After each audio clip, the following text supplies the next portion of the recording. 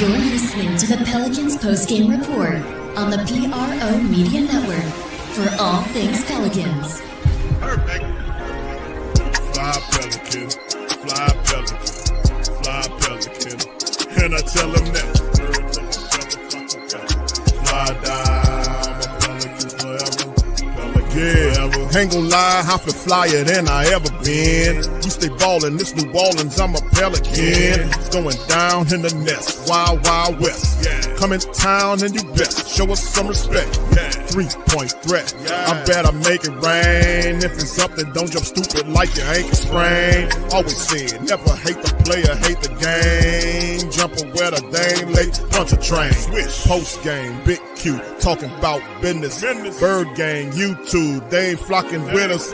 Lock up the division mission, get into the finals. Finish competition, then it's going win the title. I know this flyer than you can get. Such a threat that the refs just might call a tag. You could double, you could press, but you can't check. Right, left, slide by you like a Eurostag. Fly Pelican, fly Pelican, fly Pelican. And I tell them that birds of a feather flock together. Fly down, I'm a Pelican forever. Pelican forever. And never, and never, and never, and never, and never, and never say birds of a feather flock together. Yeah, fly down, I'm a Pelican forever. Pelican forever. Yeah, turnover game. We talked about it for 4 straight games.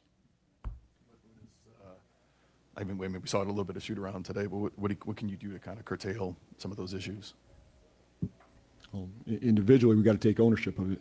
That's one-on-one. I'm making a read, making a pass. I'm getting stripped. I'm making the wrong read. Like, this is individual accountability right here. Not a play call. It's not, it's not a defensive effort. It's not a 50-50 ball. We're flat out turning it over. There's got to be some personal pride about that. Value every possession. There's nothing more tricky than that. Value each possession. What did you kind of see in the 12-0 run there in the fourth, where like, up 8, they call timeout, and then they just 3 straight turnovers. And their physicality picked up, but they were physical the whole game. So I thought we were the aggressive team there. To get out in the fourth, build an 8-point lead, got out in transition, turned them over. Then it flipped. So. We got to get our heads back right, spirits back up, get to Sacramento and get a win there. But good battle. Our guys, obviously, first time this lineup, new rotations. It's new for everybody right now, but we had a shot to win an NBA game in LA, and we just did not close, up to our capabilities. I was going to say, just going through that new lineup, what did you kind of think, especially a really fast start for that group? Good starts, yeah, and I think good third. Start of the game was good. Start of the first and the third were both good starts. The close was not good. So, that group's got some work to do. But I liked what I saw. There's something there, and that group has to get better for us to win. What did you, just a few games in now, what have you thought of DeJounte, after the long layoff, working his way back in with these guys? I think 15, 8, and 8 tonight. Yeah, it's incredible. I mean, just to have him at this level this soon, and he's a warrior. He battles. Guys love being out there. He competes. So just incredible what he's doing. What do you see from Zion with just jumping back into things? He looked good. He had a lot of, pop to his step. He was aggressive tonight. Got downhill. I got to watch some of those clips. It looks to me like there's a lot of contact on that. And it's a tough whistle there, with Z driving the ball. But he had great force, great poise.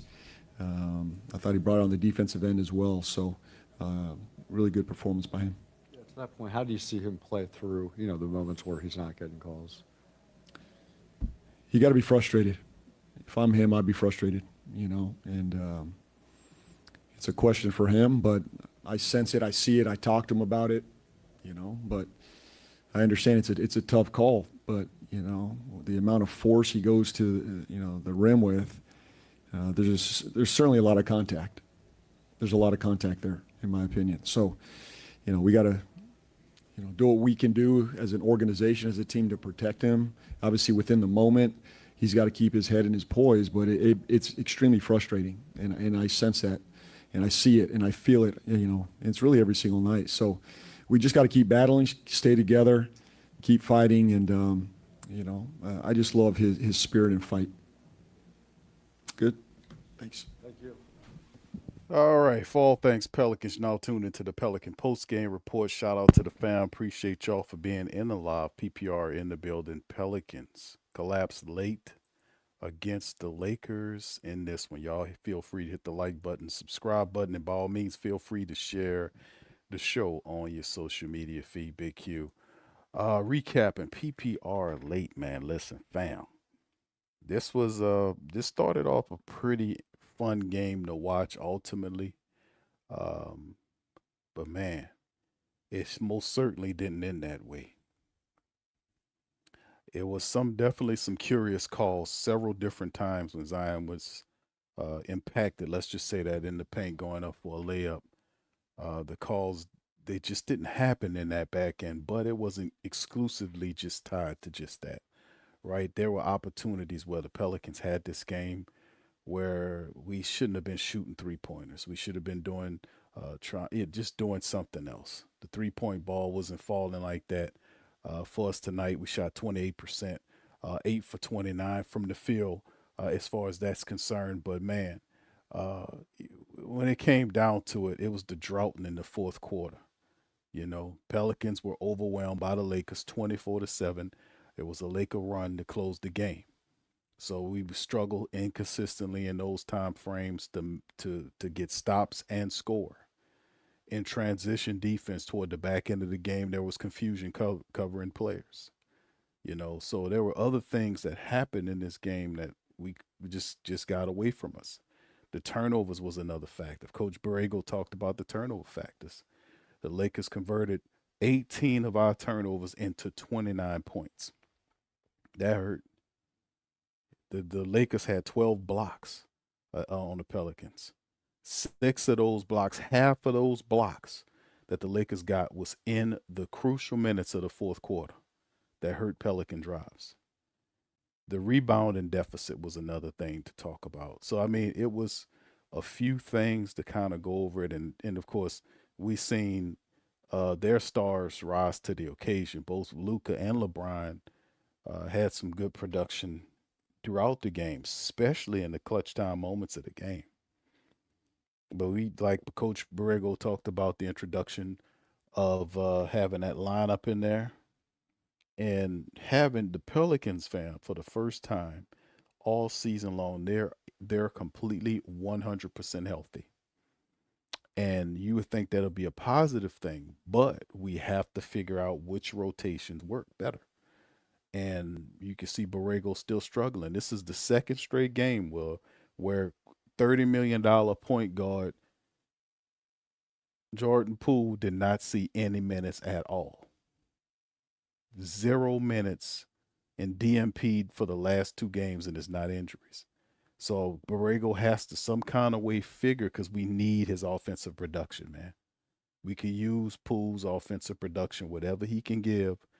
We need that. We need that help offensively speaking, especially off the bench.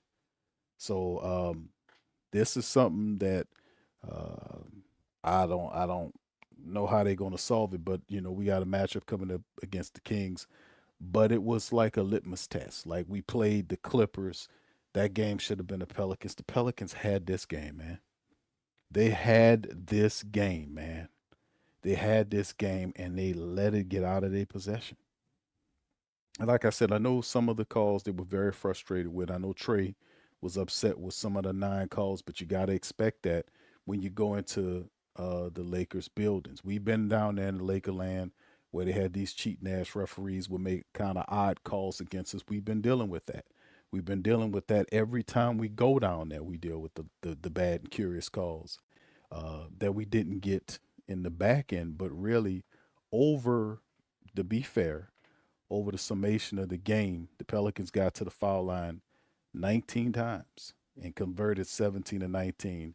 The Lakers were 21 of 26. So you can see the disparity right there. Not a glaring or a huge disparity, but nonetheless, it added up, and it's just simply is what it is. But some of the statistics in this matchup: 38 of 90 for the Pelicans, 42% from the field. The Lakers with 39 of 83 for 47%.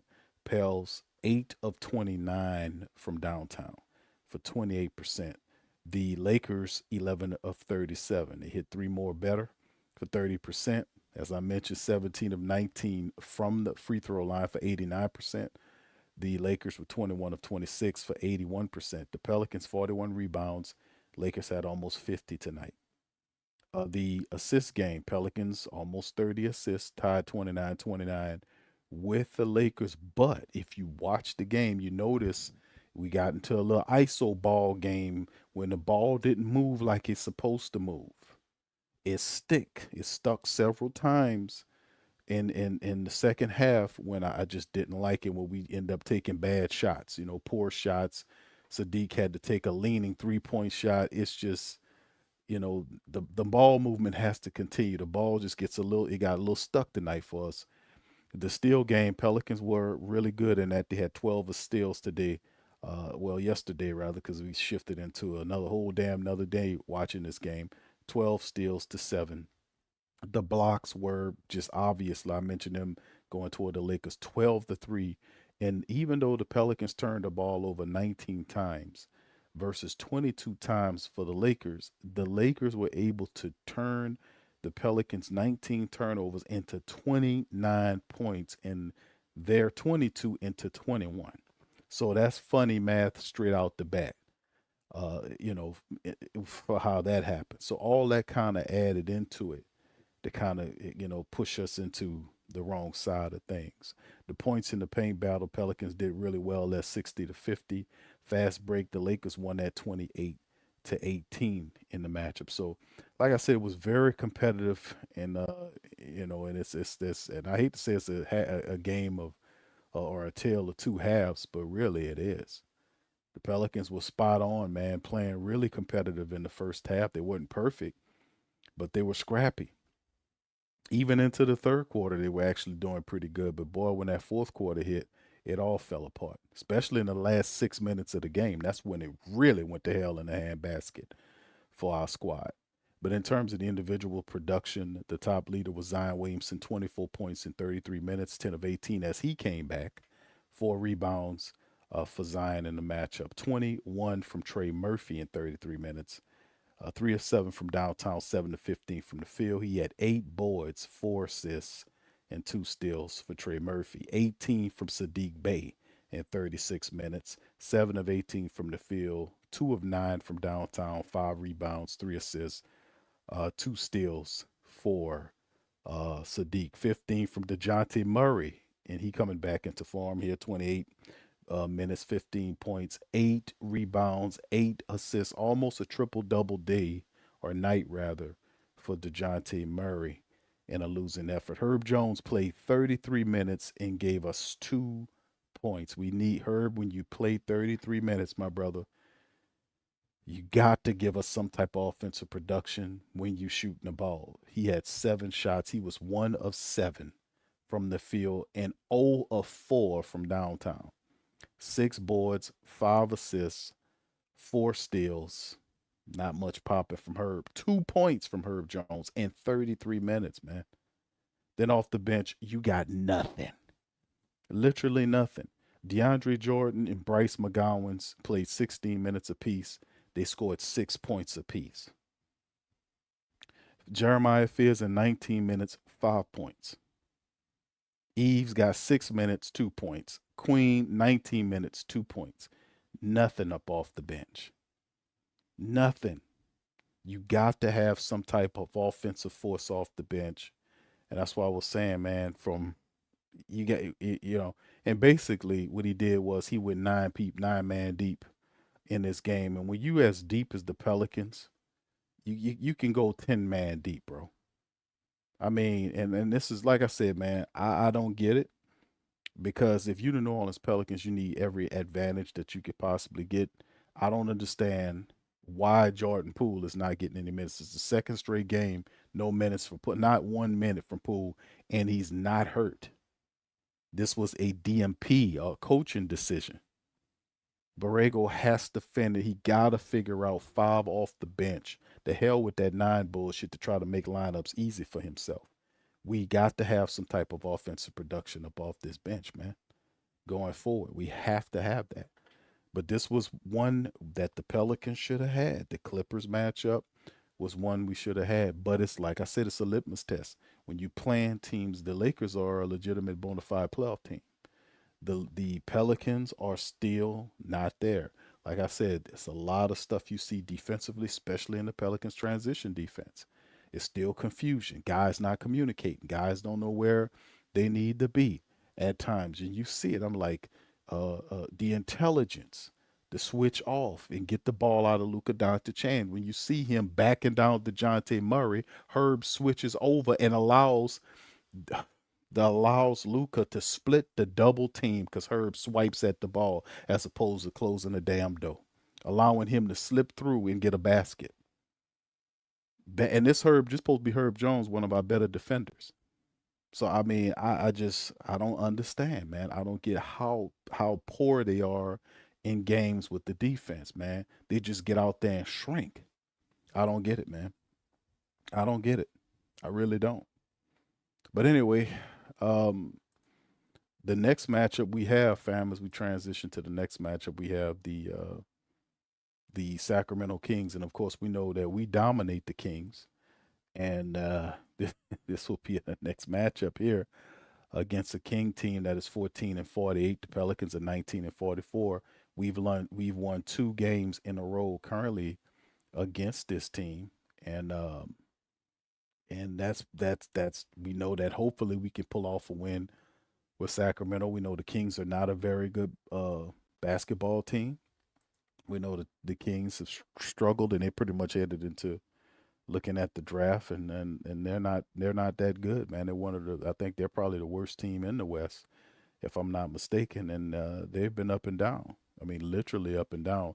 They're coming off a loss as well to the Lakers. Excuse me, the Lakers blasted them. And they beat Dallas, they lost to Houston, beat Memphis, lost to San Antonio, so they kind of up and down.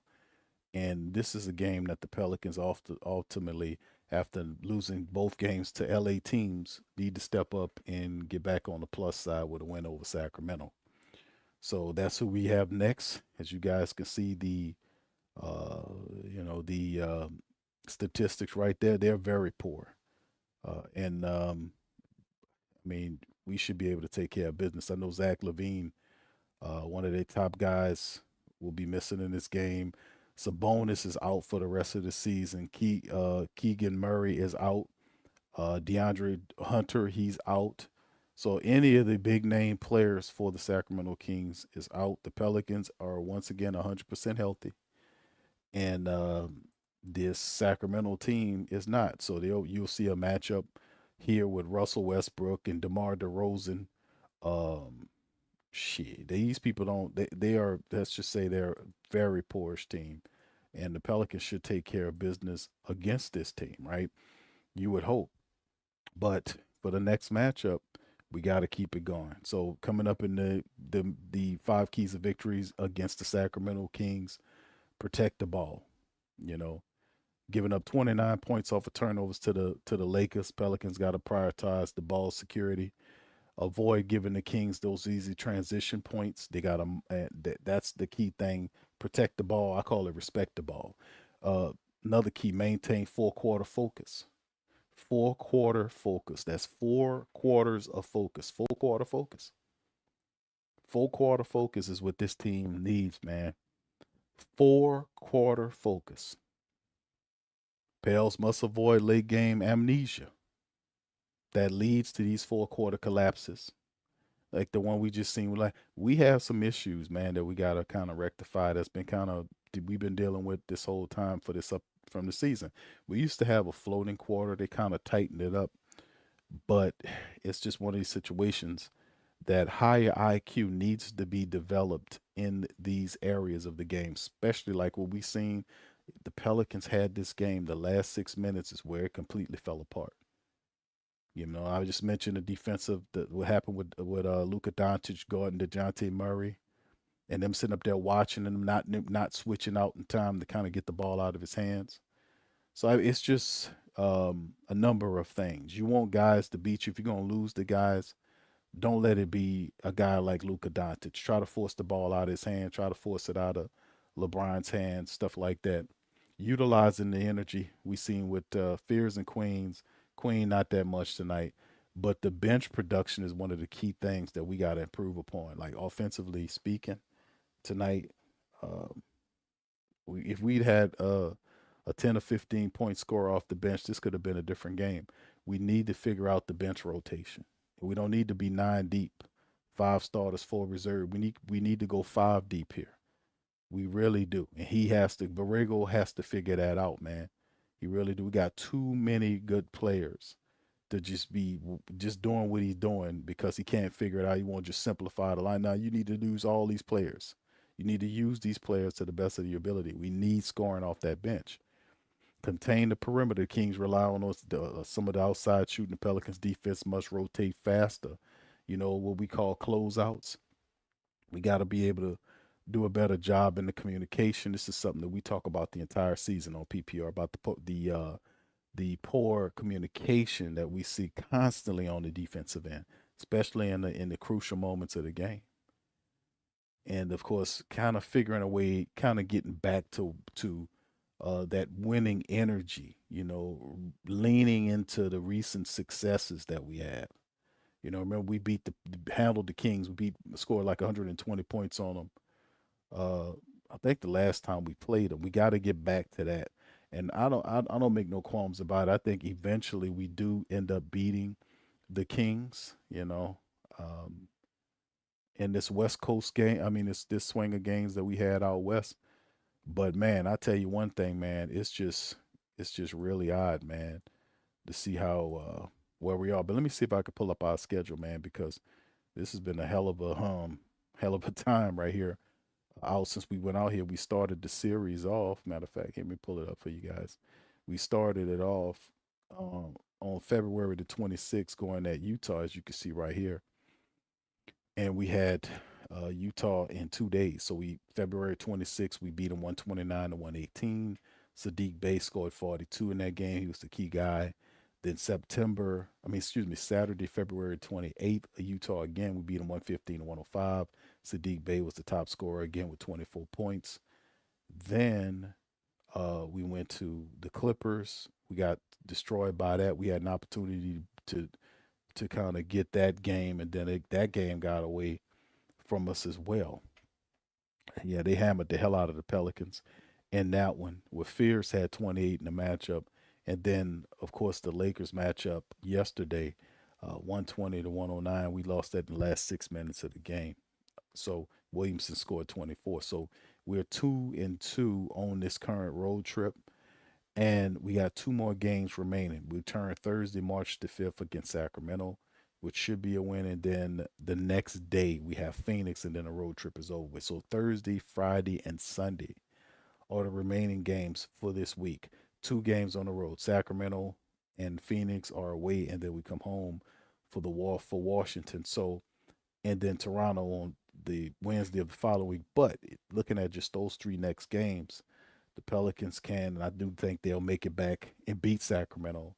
And ultimately, we'll see what happened the next day against Phoenix. But there's some stuff to figure out here, man. The Pelicans, man, are not going to get anywhere fast if they can't learn and close out. Because look at these games, man. As we shrink this season, look at that. We getting down to the nitty gritty, man. April the 12th is the final game of the regular season, and the Pelicans, man, I'm telling you, it's getting close. It's getting nitty gritty. They better pick up and get some sense about themselves, man. They got to put wins together if they're trying to do anything close to what you would call a play-in. It starts against Sacramento. So anyway, man, listen, fam, I appreciate y'all for hanging in there with me super late on PPR tonight. Y'all do me a service. Please feel free to hit the like button, hit the subscribe button. By all means, feel free to share the show on your social media feed, man. Listen, man, this was exciting at first until it wasn't, man. But it did show us, man, what we lacking, as a team. And it's the same thing we talked about beating a Utah Jazz team that's missing their fire players, but the Lakers were totally majority of them. I think they had a few injuries, but the big guys, the heavy name players were there, and the Pelicans competed with them up until the clutch moments of the games, which separate teams. The poise in the clutch moments count. We don't have that clutch IQ, that clutch poise yet. We don't have that yet. Where the game gets shaken, we in somebody else's building, the referees ain't making a call for you, you're in sync, you're down by single digits. How do you react to that? How do you react? Do you mature enough to keep your calm, keep your composure, to stay under control and logically figure out a game plan to take these people apart and get out of there with the win? You see what I'm saying? We still don't have that.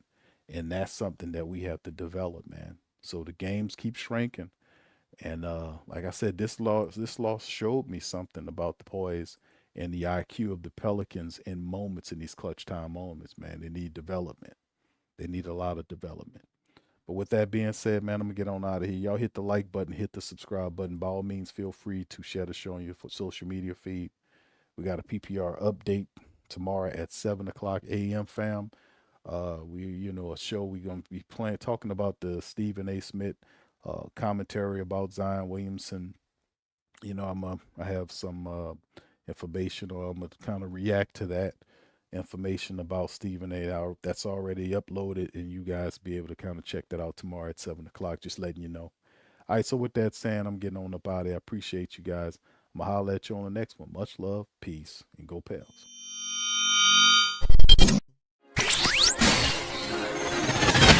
You're listening to the Pelicans postgame report on the PRO Media Network. For all things Pelicans. Perfect. Fly Pelican, fly Pelican, fly Pelican. And I tell him that. Fly down, Pelican forever. Pelican ever. Ain't gon' lie, I feel flyer than I ever been. We stay ballin', this New Orleans, I'm a Pelican. It's going down in the nest, wild, wild west. Come in town and you best show us some respect. 3-point threat, I better make it rain. If it's up, then don't jump stupid like your ankle sprain. Always said, never hate the player, hate the game. Jumping where the dame late, punch a train.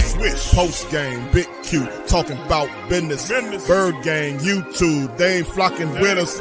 Lock up the division mission, get into the finals. Finish competition, then it's going win the title. I know this flyer than you can get. Such a threat that the refs just might call a tag. You could double, you could press, but you can't check. Right, left, slide by you like a Eurostag. Fly Pelican, fly Pelican, fly Pelican. And I tell them that birds of a feather flock together. Fly down, I'm a Pelican forever, Pelican forever. And never, and never, and never, and never, and never, and never say birds of a feather flock together. Yeah, fly down, I'm a Pelican forever. Pelican forever.